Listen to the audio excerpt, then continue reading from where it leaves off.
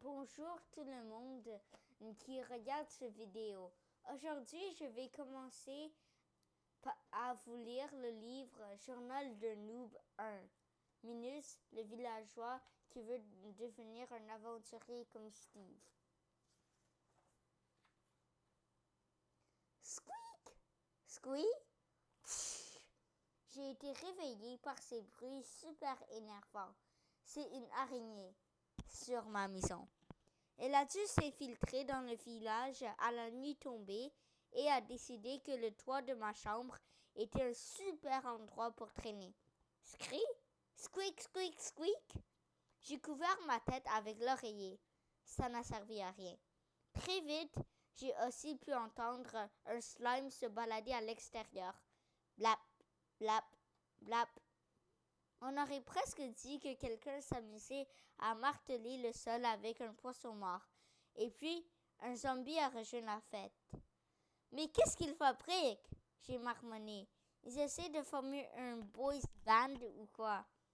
Ur. Au cas où vous ne le saviez pas, Ur est le bruit que fait un villageois quand il réfléchit ou qu'il est énervé.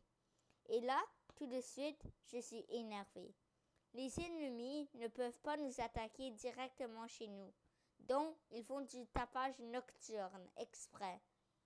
Alors je grogne, allongée dans mon lit et les yeux rivés sur le plafond. Hur, hur, hur. Pitié, j'échangerai 200 émeraudes contre quelqu'un qui pourrait étouffer le bruit. Un oreiller, clairement, ce n'est pas assez. Pfff. Voici la vie d'un villageois. Nous sommes sans défense face aux créatures. Aux monstres, je veux dire. Ils sont là toutes les nuits et on ne peut rien y faire, à part nous planquer dans nos maisonnettes. Si seulement on pouvait se battre. Malheureusement, les villageois n'en ont pas le droit. Les anciens nous disent que c'est trop dangereux. Tout ce qu'on peut faire, c'est cultiver, récolter, récolter. Et rester chez nous toute la nuit jusqu'à le jour se lève. Parfois, des aventuriers nous rendent visite, mais ils ne restent jamais très longtemps. Tout juste assez pour se reposer et faire du commerce. D'ailleurs, ils ne nous ressemblent pas du tout. Ils ont des épées et des armures. Ils explorent le monde. De temps en temps, je discute avec l'un d'entre eux. Il s'appelle Steve et il est plutôt cool. Il y a quelques semaines, il a tué des zombies qui étaient entrés dans notre village. Il y en avait un qui s'était planté derrière notre porte et il nous observait la bouche ouverte, en poussant des grognements. Toute ma famille a été super impressionnée quand Steve s'en est débarrassé. Parfois, j'aimerais être comme Steve. Il peut se balader partout, faire absolument tout ce qu'il veut tous les matins. Il doit sûrement se réveiller et se dire « Oh, qu'est-ce que je pourrais bien faire aujourd'hui? Zigouiller des monstres? Fouiller des temples? Trouver des trésors? » Pendant ce temps, le truc le plus palpitant de ma journée, c'est ramasser des graines. Je me demande souvent, d'où est-ce qu'il vient? Est-ce qu'il habite dans ce village? Il faut que je lui demande la prochaine fois que je le vois. Enfin bon, si un jour j'en venais à me battre avec un monstre, plus personne ne pourrait me traiter de noob. La plupart des gens pensent que mon prénom me va bien. Minus! Comme vous pouvez l'imaginer, on se moque pas mal de moi. Surtout Max. Qu'est-ce qu'il m'énerve! Il n'arrête pas de me dire que je suis inutile et il me traite de bon à rien. Il veut être libraire quand il sera grand. Et il croit qu'il sait tout sur tout parce qu'il a lu presque tous les livres du village. Alors que ça ne veut pas dire grand-chose. Hein? La plupart de nos livres craignent à mort. Je veux dire, la quasi-intégralité de son savoir universel vient d'une série de bouquins appelés Les aventures de Meur, la vache. Bref, il se prosternera devant moi quand je serai devenu un vrai guerrier. Et après ça, il nettoyera mes chaussures et il m'appellera chef, ou même mon commandant. Et il me demandera combien de parts de tarte à la citrouille il doit me servir. Ok, bon, Peut-être qu'on s'ennuie un peu dans notre village. Il y a un autre truc que je ne supporte pas, le commerce. Par exemple, si vous avez envie de cookies, vous pensez peut-être qu'il suffit de se rendre au magasin, de jeter une poignée d'émeraudes sur le comptoir et ça y est, marché conclu. Eh bien, non.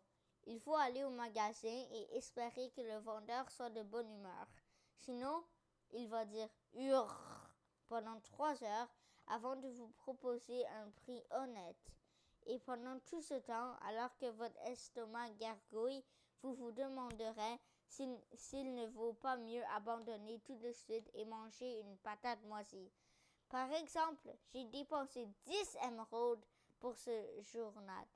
Une vraie arnaque. C'est ma mère qui me les avait données pour mes déjeuners de la semaine. Si elle savait que j'ai tout dépensé pour un journal, et encore ce libraire était sympa, comparé au forgeron. Cette escroque m'a demandé 30 émeraudes contre une paire de bottes en cuir, et elles n'étaient même pas neuves. Sérieusement, est-ce que quelqu'un tomberait vraiment dans ce panneau?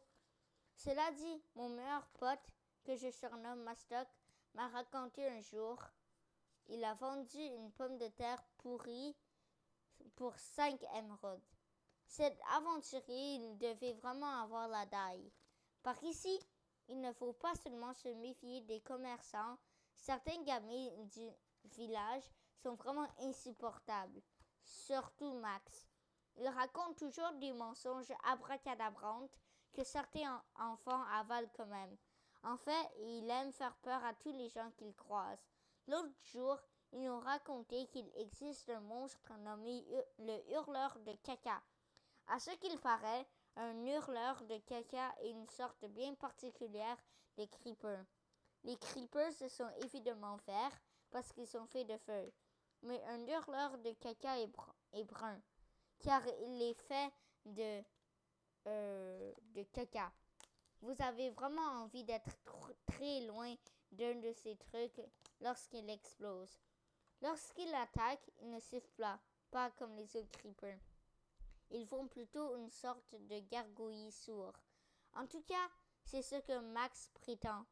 Bien sûr, je sais qu'il a tout inventé, mais certains d'entre nous, surtout les plus jeunes, ont tout gobé. Et un jour qu'ils étaient en train de jouer dans la rue, Max s'est caché derrière une maison toute proche. Il a ensuite poussé le cri qu'un hurleur de caca est censé faire.